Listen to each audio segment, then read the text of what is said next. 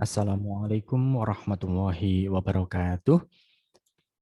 Berjumpa lagi dalam pembelajaran kita pada mata kuliah kecerdasan buatan. Pada kesempatan ini, kita akan belajar tentang beberapa sub pokok bahasan ya. Yang pertama yaitu tentang kecerdasan alami versus kecerdasan buatan itu sendiri. Kemudian apa itu yang dimaksud dengan soft computing, dan yang ketiga adalah agen cerdas. Nah, untuk yang pertama, kelebihan dari kecerdasan alami ya. Pastinya kita tahu kalau kita berbicara tentang kecerdasan alami itu berarti berbicara tentang manusianya. Dan kita tahu manusia itu memiliki cipta, rasa, dan karsa. Dan pastinya akan lebih kreatif.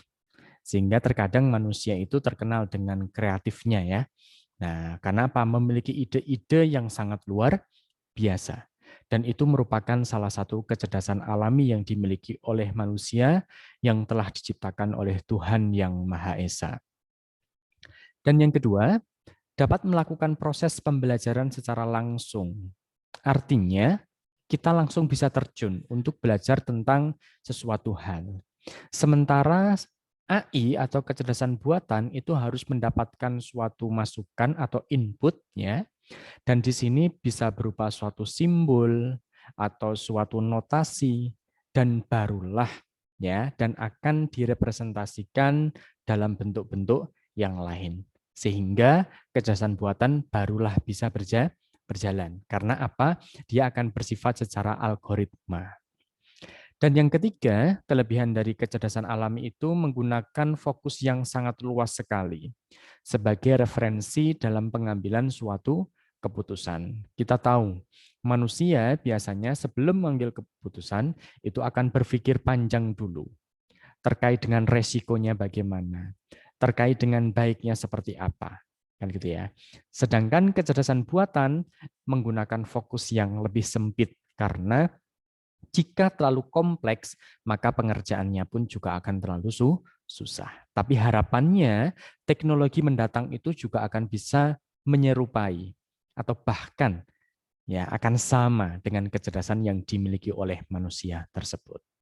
Nah, ini beberapa kelebihan yang ada pada kecerdasan alami. Tapi apakah hanya tiga ini? Tidak, masih banyak lagi yang bisa kita tahu tentang beberapa kelebihan dari kecerdasan alami. Sedangkan kelebihan dari kecerdasan buatan itu bisa lebih permanen. Tahu ya? Karena apa? Manusia memiliki sifat lelah, memiliki sifat pelupa, memiliki sifat tidak bisa konsisten ketika melakukan sesuatu. Karena apa? Semua terbentuk berdasarkan dari karbon-karbon. Artinya apa? Kita memiliki daya ingatan yang semakin tua juga semakin lemah. Kemudian tenaga kita juga akan semakin berkurang atau yang lainnya. Nah, kalau kecerdasan buatan ini memiliki sifat yang lebih permanen. Artinya apa? Dia memiliki waktu ya, memiliki tenggang waktu ke waktu itu hampir sama. Tapi kalau manusia semakin tua mungkin ya tenaganya semakin rapuh atau yang lainnya karena terbatas oleh usia. Kemudian menawarkan kemudahan duplikasi dan penyebaran yang luar biasa, dapat mengeksekusi tugas tertentu lebih cepat daripada manusia, ya karena tadi itu tidak mengenal capek, lelah atau yang lainnya. Ya mungkin mesin bisa lelah, artinya apa? Perlu istirahat. Memang bisa, tapi tidak secepat manusia yang ketika mengerjakan sesuatu lelahnya begitu cepat atau yang lainnya. Nah, dapat menjalankan tugas tertentu lebih baik dari banyak atau kebanyakan orang. Artinya bisa melakukan sesuatu ya, itu bisa lebih cepat dan secara banyak. Tapi kalau manusia kan by proses ya. Mungkin satu step ke step yang lainnya, prosesnya sangat sederhana, dan mungkin dalam satu hari atau satu jam itu yang dihasilkan hanya sedikit. Tapi kalau mesin bisa lebih cepat. Pastinya lebih murah daripada kecerdasan alami, karena kita tahu ya, kalau kecerdasan alami kalau rusak, ya, yang rusak itu adalah tubuh kita. Ya, artinya sakit maka yang diobatkan adalah kita. Tapi kalau untuk kecerdasan buatan ya memang ya kalau misalkan sifatnya adalah industri pasti mengeluarkan biaya yang besar. Tapi hasilnya dari kecerdasan buatan itu sendiri pun juga besar. Lebih konsisten dan menyeluruh, dapat didokumentasikan secara baik. Nah, itulah beberapa kelebihan yang ada pada suatu kecerdasan buatan. Selanjutnya, kita akan belajar apa yang dimaksud dengan soft computing. Nah, soft computing itu adalah suatu koleksi dari metodologi ya, yang ada dan bertujuan untuk mengeksploitasi dengan adanya toleransi ketidakpastian, ketidaktepatan, dan adanya suatu kebenaran yang sifatnya parsial, sehingga dapat diselesaikan dengan mudah dan dihasilkan sesuatu hasil yang optimal. Tapi di sana ada sesuatu unsur ketidakpastian dan ketidaktepatan. Dan kalau berbicara ketidakpastian dan ketidaktepatan, maka di sini ada unsur suatu probabilistik ya, adanya suatu peluang. Dan soft computing ini memiliki beberapa unsur, yaitu adalah sistem fuzzy, jaringan saraf tiruan, probabilistik, sistem optimasi atau evolutionary, ataupun yang lainnya. Masih banyak yang lain terkait dengan soft computing. Artinya apa? Soft computing adalah suatu koleksi dari metodologi yang ada, ya, yang digunakan untuk mengeksploitasi terhadap suatu masalah, tapi di dalamnya masih terdapat suatu ketidakpastian atau adanya suatu ketidaktepatan. Artinya di sini pendekatannya secara numeris ya, atau secara numerik. Kemudian karakteristik dari soft computing itu memerlukan keahlian manusia. Artinya apa? If then, jika, maka. Manusia kan biasanya kan gitu ya. Jika seperti ini, maka ini. Itulah logika paling dasar. Ya, logika implikasi yang ada pada manusia juga. Mengandung unsur model komputasi, menggunakan komputasi numerik atau teknik pendekatan. Artinya apa? Di sana tadi ada suatu ketidakpastian atau adanya suatu ketidaktepatan. Merupakan teknik optimasi baru, mempunyai toleransi kegagalan. Artinya apa? Tidak 100% itu harus apa namanya betul. Misalkan ada 95% sudah betul, maka ada 5% toleransi kegagalannya. Tapi masih bisa diaplikasikan, masih bisa untuk dilakukan, masih bisa untuk diterima, untuk mengambil suatu kesimpulan. Nah, setelah kita tahu tentang soft computing, maka kita akan belajar tentang apa yang dimaksud dengan agen cerdas. Nah, kalau kita berbicara agen, ini adalah segala sesuatu yang dapat dipandang secara entitas pada suatu lingkungan yang melakukan pengamatan dengan alat sensor dan bertindak dengan aktuatornya. Berarti kalau agen itu ya dia akan membaca lingkungannya dengan sensornya itu, kemudian akan melakukan suatu tindakan dengan aktuatornya. Nah, misalkan konsep sederhananya, kalau manusia itu dianggap sebagai agen, maka sensor yang ada pada manusia itu adalah laksana mata, telinga, organ respon yang lainnya, ya. Misalkan ada mata, telinga, kulit, ya. Ini kan semua sensor. Artinya apa? Kalau misalkan kulit terkena panas, ya. Artinya apa? Merasakan panas. Nah, sedangkan aktuatornya itu apa? Tangan, mulut, kaki, dan alat gerak yang lainnya. Ya, karena apa? Ketika kulit kita, kulit tangan kita terkena panas ya, kulit ini akan mendapatkan sensor panas ya. Dan tangan akan bergerak dan inilah sebagai aktuatornya. Ini sebagai konsep sederhana saja ketika kita berbicara manusia itu sebagai suatu agen. Nah, sedangkan kalau kita berbicara robot itu sebagai agen ya, sensornya ada kamera, inframerah. Ya. Sedangkan aktuatornya ada lengan dan motoriknya sebagai penggerak dari aktuator tersebut. Artinya apa? Kalau kita berbicara robot ada kaki atau yang lainnya. Intinya yang bergerak di sini disebut sebagai aktuatornya. Nah, kemudian agen ini akan menerima persep ya. Artinya apa? Persepsi ya. Sensor dari lingkungan yang ada di sekitar. Artinya ketika ada lingkungan yang ada, maka agen ini akan menerima persepsi dari lingkungan itu. Oh, baiknya seperti apa ya, kayak gitu. Nah, bagusnya seperti apa? Nah, keseluruhan yang diterima agen pada suatu selang waktu tertentu itu disebut dengan persep sequence. Artinya apa? Pada waktu tertentu saja ya, itu diterima oleh suatu agen disebut sebagai persepsi pada selang waktu itu. Nah, persep sequence ini adalah selang waktu. Ya, tidak keseluruhan waktu bisa diterima dengan baik. Karena apa? Pastinya ada kuis atau yang lainnya ya. Artinya kuis di sini ada noise atau yang lainnya. Adanya guncangan atau yang lainnya, pasti sensor pun juga akan memberikan persepsi yang berbeda. Nah, misalkan kita berbicara tentang hubungan agen dan lingkungan ya, di sini ada environment ya, kemudian ada suatu persepsi yang diterima oleh agen ya, berdasarkan dari sensornya ya. Agen ini melihat suatu lingkungan, kemudian mendapatkan suatu persepsi. Ya, berdasarkan dari apa? Sensor yang ada. Mata melihat suatu lingkungan. Wah, ini kayaknya lingkungannya seperti ini, kayak gitu ya.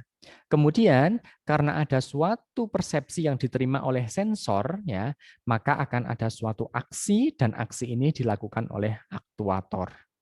Nah, jadi agen ini mendapatkan suatu persepsi ya dari lingkungan berdasarkan dari sensornya dan akan melakukan suatu aksi melalui aktuator-aktuator yang dimiliki oleh agen tersebut. Nah, konsep agen cerdas ya, itu adalah yang pertama, rasional menjadi dasar untuk melakukan hal yang benar. Agen rasional melakukan hal yang benar berdasarkan persepsi yang ditangkap oleh sensor dan tindakan berdasarkan aktuatornya. Artinya apa? Berdasarkan dari sensor yang ada dan melakukannya itu berdasarkan dari aktuator yang bisa dilakukan. Tindakan yang tepat merupakan penyebab agen menjadi paling sukses.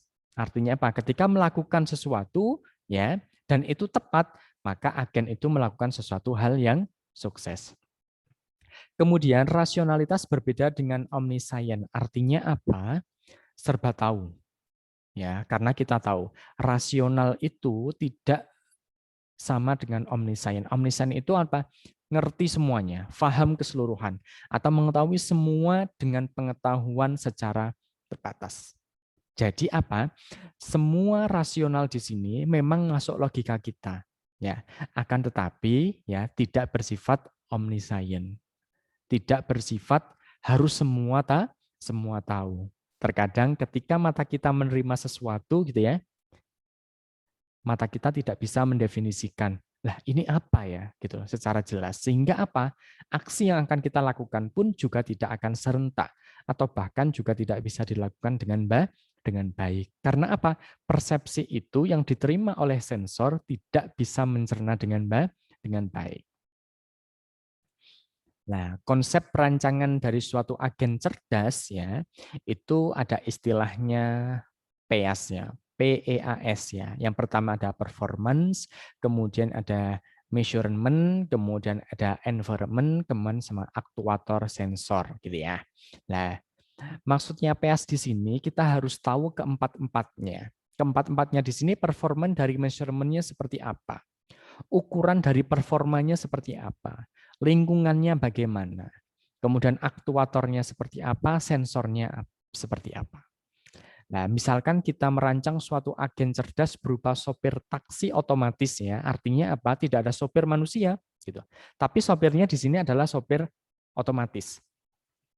Maka performance measure-nya ya artinya ukuran performanya harus aman, harus cepat dan pastinya legal, perjalanannya pun juga nyaman, maksimal dalam keuntungan. Itu beberapa contohnya. Dan bahkan masih banyak yang lain. Sedangkan lingkungannya ada jalan, ada lalu lintas, ada pejalan kaki, ada pelanggan, kan gitu ya. Dan pastinya juga ada zebra cross dan yang lainnya. Nah, itu lingkungan yang akan diterima. Sedangkan aktuatornya ada setir yang bisa menjalankan taksi tersebut, ada pedal, ada gas, ada sinyal, ada klakson, ada rem, dan yang lain. Sedangkan sensornya ada kamera, ada sonar, ada speedometer, ada GPS, ada sensor mesin, ada keyboard, atau yang lainnya. Masih banyak. Ini contoh ketika kita akan membuat suatu agen cerdas berupa taksi otomatis. Maka keempat-empatnya bisa kita definisikan agar apa? Agen cerdas ini bisa menghasilkan sesuatu yang tepat tadi. Selain itu, kalau misalkan kita berbicara tentang agen cerdasnya adalah sistem diagnosis medisnya. Maka performanya ada pasien yang sehat, ada minimumnya biaya, ada tuntutan hukum. Artinya di situ ada legalitas juga kan gitu ya. Sedangkan environment-nya ada pasien, ada rumah sakit, ada staff, ada dokter kan gitu ya. Kemudian ada yang lain. Kemudian aktuatornya ada layar display, artinya di situ ada pertanyaan tentang kesehatan dari orang tersebut. Ada suatu tes, ada suatu diagnosa awal, ada pengobatan, ada rujukan dan yang lain. Sedangkan sensornya ada suatu keyboard yang di sini bisa ya mendeteksi gejalanya bagaimana, temuan awalnya seperti apa, sehingga apa yang akan dilakukan, pengobatan seperti apa itu juga jelas. Nah, kalau kita berbicaranya ada suatu robot pengambil komponen, ya performanya ada persentase bagian yang masuk ke kotak yang benar. Artinya kan ada suatu robot yang mengambil suatu komponen gitu ya. Maka performanya, ukuran performanya apa? Keberhasilan dari robot tersebut untuk mengambil suatu elemen dimasukkan ke dalam kotak tersebut.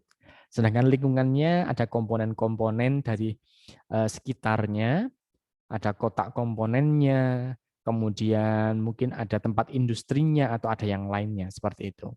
Aktuatornya ada lengan dan tangan dari robot itu sendiri, sensornya ada kamera, ada sensor dari sudut persendian, ada sudut pandang dari sensor itu seperti apa. Ya, kemudian mungkin ada inframerah juga atau yang lainnya. Mungkin ada juga di situ untuk mendeteksi terkait dengan nggak hanya kamera aja ya, tapi sensor tentang panas atau yang lainnya. Nah, karena apa? Mungkin kalau pas robotnya sudah panas, dia akan berhenti dulu untuk menjaga kondisi robot itu biar bisa berjalan dengan baik dalam pengerjaannya. Nah, itu mungkin beberapa contoh dari agen. Dan masih banyak kalau kita berbicara tentang contoh agen. Di sini ya, dan teman-teman juga bisa mencari bagaimana untuk mendefinisikan tentang agen cerdas itu. Keempat komponen ini bisa kita definisikan dengan baik, dengan harapan apa? Ketika keempat-empatnya, performa dari measure-nya oke, environment-nya oke, aktuatornya juga oke, sensornya juga oke, hasil yang dilakukan oleh agen itu pun juga akan sukses dan bahkan akan menyerupai apa yang dikerjakan oleh layaknya manusia. Oke, terima kasih untuk penjelasan terkait dengan agen, kemudian dengan soft computing, dan kecerdasan alami versus kecerdasan buatan. Terima kasih, semoga bermanfaat.